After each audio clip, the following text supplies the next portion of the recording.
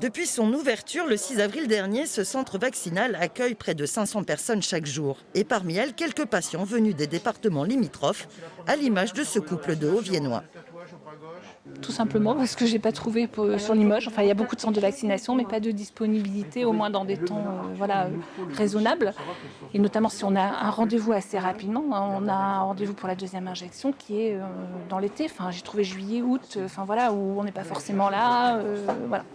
Là, la raison est là. Et à Guéret, c'était très simple.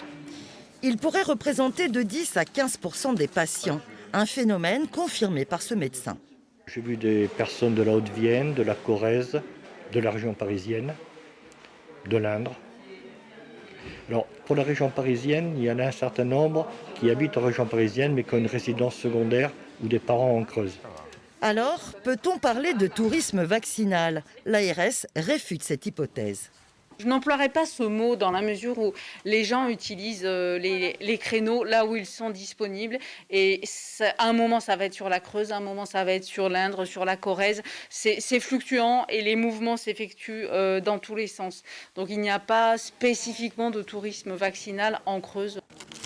4 600 doses de Pfizer chaque semaine et 1 200 doses supplémentaires. L'attribution de la Creuse semble proportionnée quand on sait que la Corrèze bénéficie, elle, de 7 300 doses hebdomadaires et la Haute-Vienne, 11 700 doses.